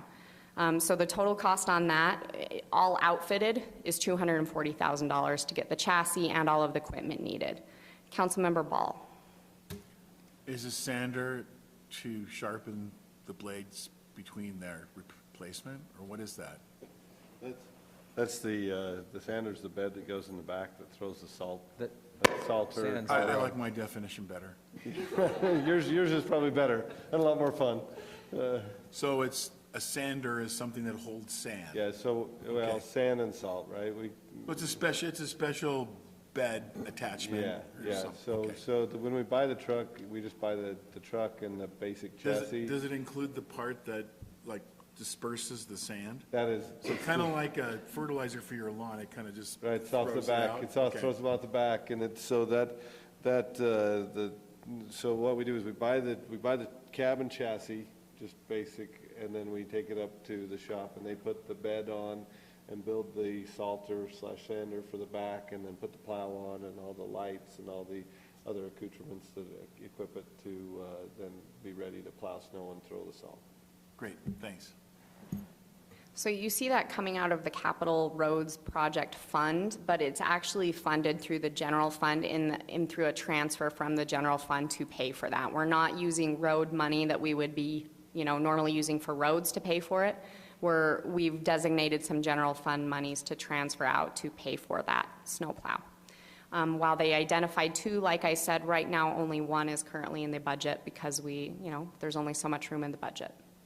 But as you'll see down below, we do have that on for consideration if you would like to add that in. The next section that the mayor, that we wanted to identify, especially per the mayor's request, are kind of the touchy-feely type things that are in our budget right now, some of the new ones. And so you'll see what are they called, the garden group? Community garden? No, beautification committee, who runs our garden boxes that are over near Toscano and the fire, they're Chief Patton's favorite, by the fire station. They have requested to add additional boxes. So actually, they built some this winter-ish timeframe and are going to have a few more, and they've requested some funds to be able to add additional ones. They are used, all leased, people love them. If you remember, they pay $40 a year for their water usage essentially, and then they're in charge of their own box throughout the year. So they've requested to add some garden boxes. How many boxes are there now? Oh, Are there 8? Is that like Chief would know vegetable more than me. gardens? So are we paying them to build them, or are they just building them out of their own money? They would like us to budget so they could build some on the city property. But the current ones, so the beautification committee has $500 a year allocated to it, and they're spending their money on that right now, this year. The foundation has donated some money. I too. wondered, because I didn't think that 500 was building all No, of there's those. been, I think, a couple $1,000 donations to it. So there, yeah. Scott, as you bring that up, this is a request they have. Do you think that they can, it sounds like they've been successful fundraising. Is this something we'd recommend they just keep fundraising for? Because this garden box is really for the Toscana area. It's, I guess any resident in Highland could go and ask to get it. Is that correct? In theory, but really, we only advertise it. The person who runs it, I think they actually live in, not Toscana, these, Country, These ones right here. The like duplexes. duplexes and triplexes. But it's really the Toscano and those residents who use it because they don't have a spot, right, to garden. I don't know actually if any of our Highland Vista residents use it. But the next, and these things, I mean, I think the staff discussion was helpful, but I don't expect you to give me direction on each of these tonight. Hopefully, like I said, in those meetings and then in our one-on-one meetings and then our April meeting, we'll get final direction from you. Yeah. I think this should be a donation thing. It has been in the past. I would encourage them to do it. And, you know, if they donated it through the foundation, they could get a tax deduction, I think. Mm-hmm. I mean, that's what's been done in the past. We'll put that on as to come back to and have more discussions there based on other council feedback. The next item is our membership with the American Fork Chamber. Costs us $3,500 a year. And so kind of every year we kind of talk about this a little bit. Is it worth it? Is it meeting our needs? Is it fulfilling what we hope to and helping Highland businesses? The mayor is very involved and is the one who I'd say visits most of the chamber events more than the rest of us. I don't know if we've engaged with them as much as we could have from a staff level. Honestly, it's low on the priority list. I think we could do better, and that's actually something I'm hoping to have Jay help me with in that regard. But there's a question of, is this how we want to spend our money? The frustration comes, we had the same question last year, so I actually talked to those who are, direct the chamber, that saying, hey, you're really not kind of helping us with our businesses. And so we went through this last year. Yeah, they've done some grand openings, but nothing that they've done. It's all that we've set up, that we all kind of queued for them. They'll show up for that grand opening. But do I feel like they're up here visiting their businesses? Are they looking? And to me, a chamber should be saying who's getting new business permits. They should be driving through, seeing who the new businesses are and visiting. I haven't really heard of that too much, and so maybe it's a frustration. I'm sure they really help. They're supposed to be a small business incubator. They're supposed to give some, meeting space, which they're trying to build. There's a lot of things. There are some businesses from Highland that do go to lunches. I just bring it up, we're spending the $3,500 as a city. We have as a city, we get the 2 lunches a month. We get to have a little thing of the city. We get to go to quarterly meetings with Bank of American Fork that they kind of put together. I don't know. The reason I bring this up, Scott, there was a time that as a council we were not members of the chamber. From what I remember. Oh, that was most of the time I've been on the council. We were not members. That's something new that we've been doing. It was something that when Rod Mann, it was about 2 years into, that it came about, and I think it was because the director, Josh, came and helped fundraise for one of our events, and so that's how he kind of generated some of the money. And then the last couple of years, we've just kind of continued that. So that's an item to discuss and just think on. Okay. The last one is the Heritage Park Christmas lights. So in total, it costs us $10,000 to put those up each year. And so you'll see a small increase this year in that line item to adjust for inflationary increases, their prices to put those up. But in total, it costs us $10,000 to put them up every year. We do own the lights, they are ours, but the company stores them for us and puts them up and takes them down for us each year.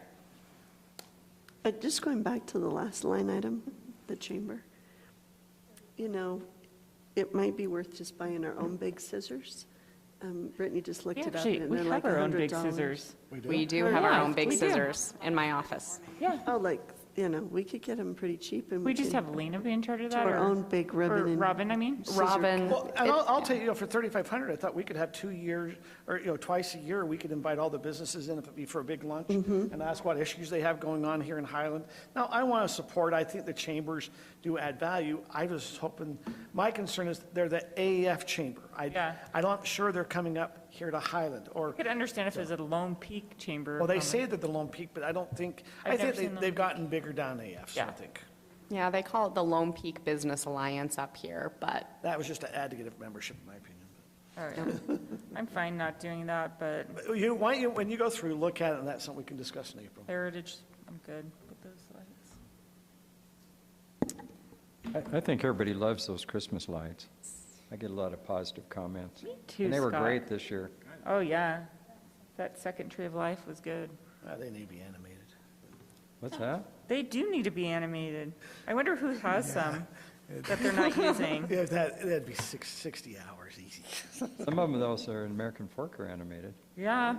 Oh, yeah, they are. Oh, maybe we can see some. We'll see. There also looked, they streaming can lights do it, we across can, the though. street. Anyway, Okay, Plans. I think this is going opposite of I how know, you I pictured know. it, Mayor. I have plans. okay. Okay, the Oh, final. were you trying to eliminate the lights? no, I just thought because it's discretionary, I just think we gotta make sure we always. Oh, okay, very good. I wanted the Right. chamber money to be able to use for the businesses. The last category that we have called out for you are things that are currently not in the budget, but things that have been discussed or were staff requests or moving targets out there that we don't know where they're at. So we've talked extensively about the staff one. So like I said, the 54,000 would be to do a 5% or to budget for a 5% depending on the results of the market study. The next line item has to do with Lone Peak Public Safety. So what is currently in the budget for our Highland City budget for Lone Peak, if you're on the board, you know that there's discussions between what are we going to do for wages for Lone Peak, just like we're having these ones tonight. So it's currently in our Highland City mayor's budget, includes a 3% increase for wages to Lone Peak Public Safety. If we were to do what the chiefs had originally proposed, which was had to do with Chief Patton's step and grade system and Chief William a market adjustment, would mean another $234,000 for the city. So again, something that's not in the budget right now that we're still waiting to play out amongst the board. The next thing would be that second snowplow that we've discussed. Another $240,000 to get us fully outfitted with, well, not fully, to get our fleet up to par. The next one is one that has been seen in previous years, got taken out this year, and we wanted to put on the list for your consideration if you wanted to bring it back. Previously, there was this mayor and council appropriations that allocated $3,000 that each of you could tell us how you would want that to be spent, if you had something in particular. So we've spent them on Christmas lights in the past to add trees of life. I got a bid recently to get that carpet and paint done in the community center, Councilmember Smith. And that's how we've spent them in the past as well. And so we wanted to bring that to your consideration and let you decide if you wanted to include that in the budget. And then the last I mentioned earlier would be to renew David Stewart's contract to see if he can get us some additional grant money. And like I said, he's going to come in the April meeting to discuss. He does have, based on the last legislative session, he does have a grant in mind for us that he wanted to discuss with us in April. Can I ask a question about that? Please. Kim, what do you think about that? Wait, which one, the mayor and council? What? No, The the legislative legislative hiring. consultants. This is recorded. I would be interested to see what grant projects he has in mind that could be helpful for our city, and then I would take a break and decide if it's worth it or not. Okay, that seems like that was rehearsed. So you must know something. I mean, it's always good to see what's out there in Sure, terms of grants. okay, that's just a general thing. I thought maybe you knew something. Yeah. Okay.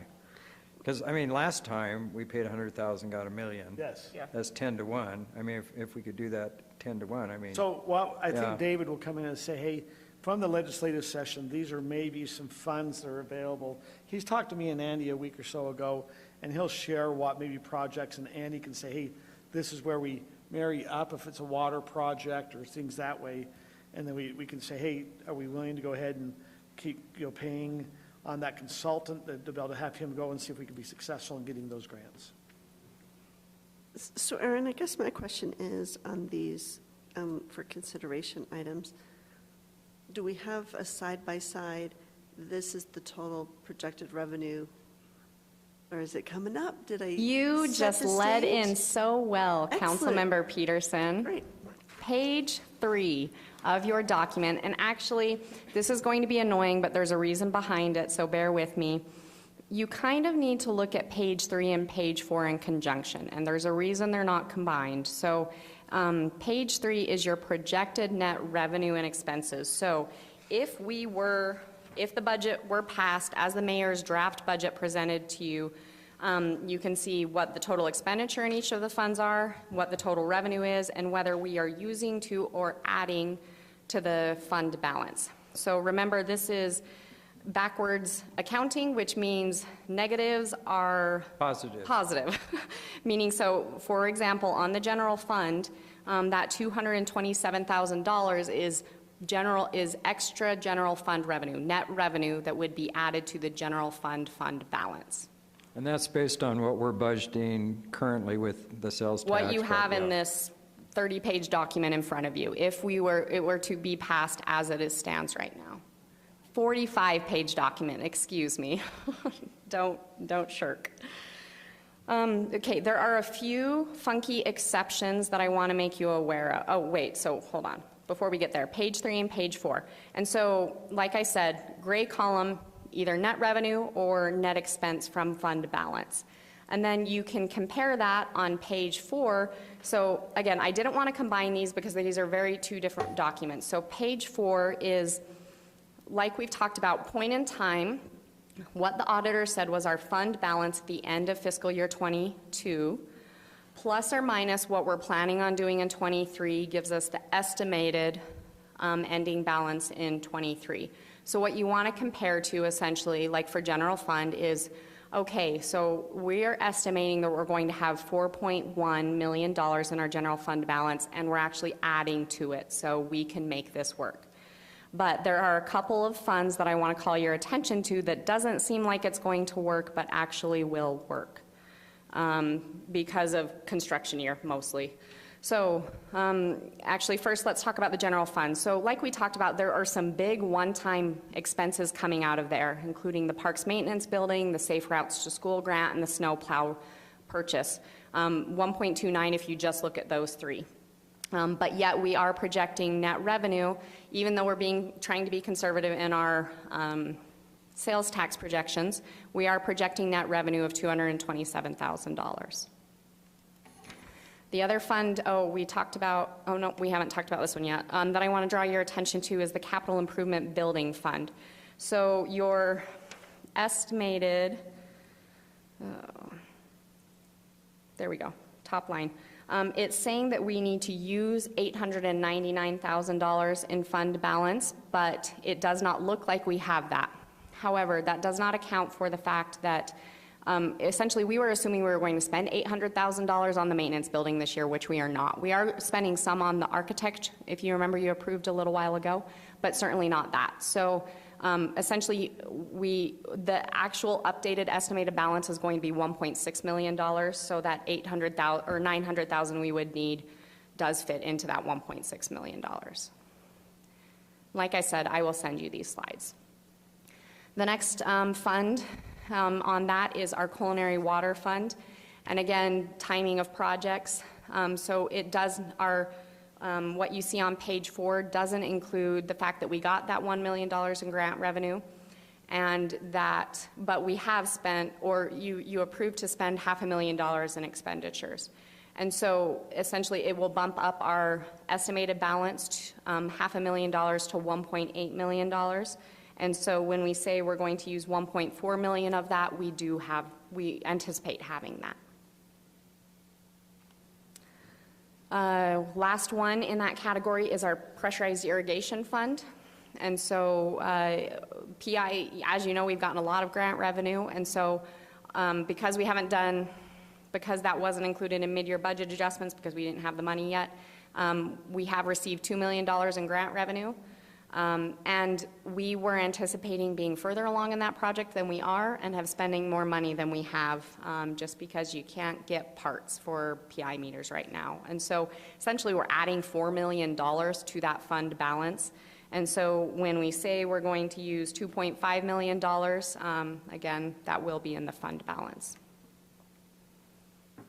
We've talked about the building fund, that it's new, and that this year does, at least if expenditures and revenues come in as projected, we will be dipping into the fund balance that we have built up from 2022. And that is honestly really it. So really it for the fund balance discussion. So do you have any questions about how those pages work, or does that make sense to you as you get to dive in deeper to those? Can we get a total on the bottom of these pages?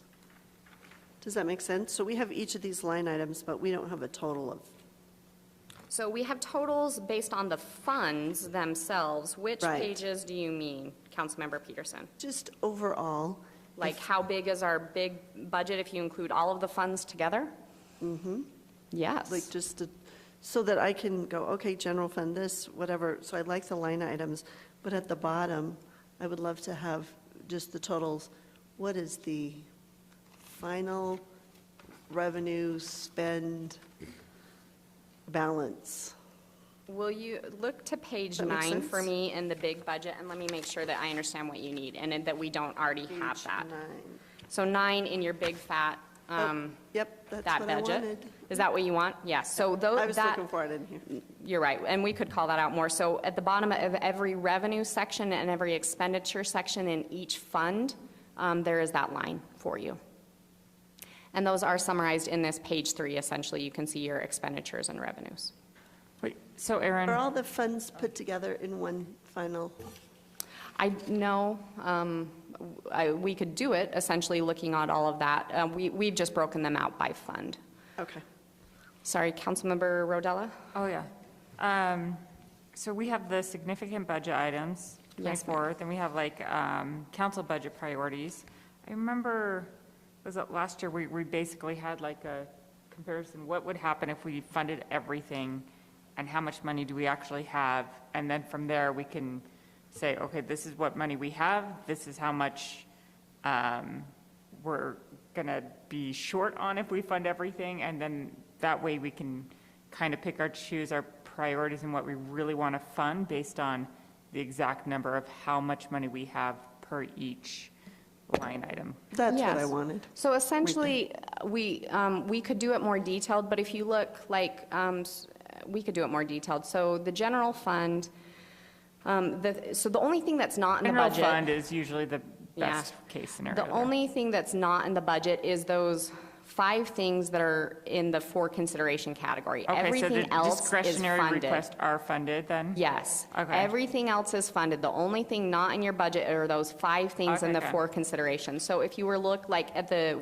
culinary water fund, just because that's going to be the easiest one, right now, it looks like, yeah, we're using 1.4 million. And so Okay. if you added that 75,000, that's what it would do. Perfect. And then also the city council budget priorities, everything Yes. above the not funded is already included in the budget? Correct. If you have a number right here, it is in the budget, and those numbers tell you where, what page you can find it on, or what fund at least. So with all those, not including the for consideration, how much do we have left over that could go towards the for consideration? So in the general fund itself, you have 227,000 if you do not want to use any fund balance. Like I said, we're spending $1.3 million on one-time projects this year, which is what you use fund balance for, Yeah. but we're not at this point. So without going into fund balance, you have $227,000. 227, okay.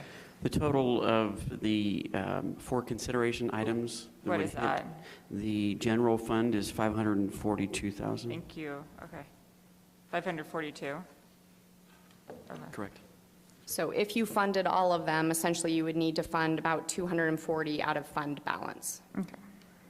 250, 300? I can do math. About 300,000 from fund balance if you wanted to fund them all. And I know we all do this, but I always think we need to look at the budgets from, is this what we're representing the residents the best and how we operate the city? Does that make sense? Is you go, okay, is this something that's a need, a want? Is this something that can be deferred? Does it need to be spent now? And one of the things, these last couple of years, there's been a lot of different funds with sales tax increasing so much. And to be very open, we've increased some fees. One of the things that when the lawsuit was going about is the truth in taxation. So if you go look at property tax, Highland is going to be seen as one of the lowest property taxes amongst all the cities. But once you add our road fee in and you add our public safety, we probably will be on the high end. You know, it's on the high side. So you're going, okay, we've got to make sure that, hey, how come we're running so rich? Now, it could be we had a lot of projects that had not been done. We don't bond for projects, like we've noticed. We're not going out for bonds on things, and so we have to have cash. But I'll be very open, big picture-wise, and going, we have an extra 1.3. If we're going to keep having that, we probably need to look and say, are we overcharging in somewhere? You know, well, actually, we have 1.3, plus we have another 227, so we have 1.5. Are we overcharging our residents, or are we taking care of the residents the way that we are representing them the best way? That's how it's just big picture. I know there's some things we've got to get taken care of, but it's been surprising. I mean, Scott, how many times have you in the budget process since you've been on the council found that we could find also an extra $1 million to go spend on things? Never. So. Right. I mean, we'll have that when the bonds are paid off, probably every year. Well, and that was, I think, the assumption of the road fee maybe going away was once the bonds were paid off. Right. The road fee was $1 million, the bond was, payment was about $1 million. And so, I mean, I think there's some things we need to get taken care of. We need to get new snowplows. There's things we got to get done, but there is some times we got to go, okay, is this the best spending of money? Tyler, clarify road fee. I think are we in the 5th or 6th year now, I think, in the new budget, but how many years does it sunset at 11 years? Is that what I understand? It was a 7-year In plan? 2027, it sunsets, because then we'll have paid off our parks and building bond, So it sunsets the same time. unless council chooses to renew it. Okay. The plan was a 7-year plan, but it was a 10-year. They passed it as a 10-year, so no matter what, in 2027, the council has to revisit that. Okay. I do have a question, sorry. The Mountain Ridge Park construction for $1 million. So this is just phase 1, you said?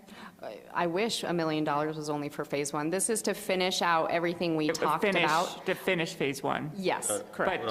But not the soccer field, not, Correct. okay, Yeah, that's what I meant. This is just anticipating running over, like, the construction's going to run over the fiscal year. Yeah. So we have it all funded, but this is the portion that we're anticipating would run over and be paid in fiscal year '24. No, I know aren't we like $1.3 million short to, Right, so this does not go towards that, essentially. It's just saying we're going, because we were thinking we would, maybe we spend the $8 million we've already allocated this fiscal year, we just need $1 million left to finish it. Yeah. But yes, it does not go towards that, what we are short on. We still have the same amount of funding that we talked about last council meeting, I want to Okay. say, or 2 ago. so that is an area in which we need to look at of how we're going to fund that 1.3 million. That's a good point, yes.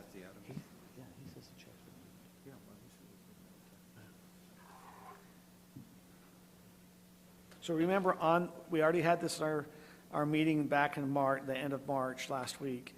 Our plan is we're having a park impact fee study done so we can see if it's wise, in a sense, to take any of that funding to be able to finish the park. I believe we have another donation that we've heard is on its way from the Rachel and Paul Adams family, $500,000. Plus, we're hoping to go and do some fundraising. Right. Thank you for doing all of this. It's really clear. It's really nice. Really appreciate it. Thank you. We have labored over this for many, many meetings and wanted to make it clear to you. We know that we've talked about it a lot. We know this is your first time for many of you seeing it, so we know there'll still be questions to come, which is why we would love to meet with all of you in April. So Stephanie's got a doodle poll floating out there if you haven't filled it out. We actually have our first meetings with Councilmember Rodella Bills and Peterson next week. So we'll get to dive in some more.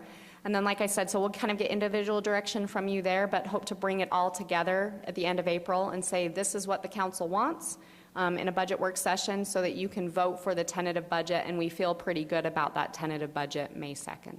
And then we'll continue from there. So we'll have a couple of community meetings, and then the final budget adjustment looking towards will be the end of June.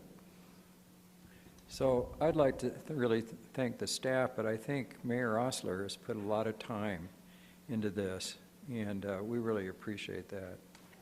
Well, it takes the staff. I mean, really, Aaron and Tyler put it together. We've spent a lot of hours. Like I said, you could tell when we got to the one on the merit of the employees, I think each meeting we're going, now, and just talking about it and trying to understand what's the best way. I appreciate Tyler, because I was asking a lot of questions about all-in wages, but I appreciate your comments, Scott. No, I appreciate that a lot. I hate to bring this up, but, the council and the mayor had a decrease in their salary in 2010, and I think it's the same as it's been now for 15 years or something. I'm just wondering if you want people interested in running. So I guess we either assume that it's kind of a lot of donated time and people, but I don't know what the other council members think. It just seems like it's been a long, long time since that's been addressed. It's, I'm talking about 13 years. So I'm in agreement with you, Scott, especially with this election season coming up. I feel like we do need to take that into consideration, and if we do want to get quality people to run for city office, then we have to take a hard look at what we are offering as a city.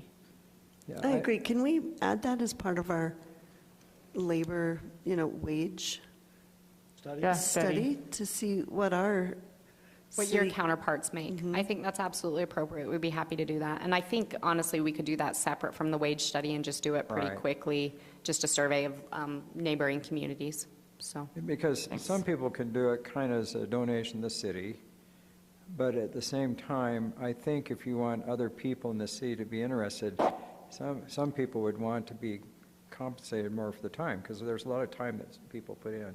You guys attend a lot of meetings. We appreciate that. I So guess it's almost something to think incentive about. to be able to do a better job as well. It's almost incentive as well to do it, to give a little bit more effort to attend to more things, if you feel like it's not all volunteerism. Does that make sense? It makes sense, but if we want to play devil's advocate, we could say, is that the incentive we want to give for people to run for office?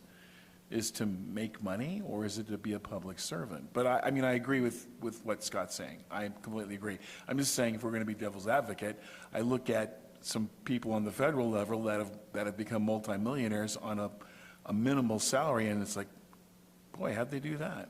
Well, I know how they did it, but Connections to China. No.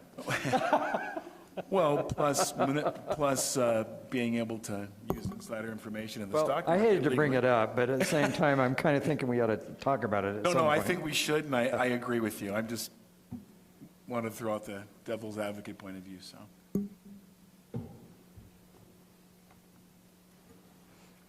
Unless there are any other questions, that's all we have for this evening, Mayor and Council. Okay? I don't think we need a motion, because we're not, okay? Well, thank you for everyone coming. Stephanie is signaling she would love a motion. I move that we leave. I'll second it. All in favor of leaving? Aye. Aye.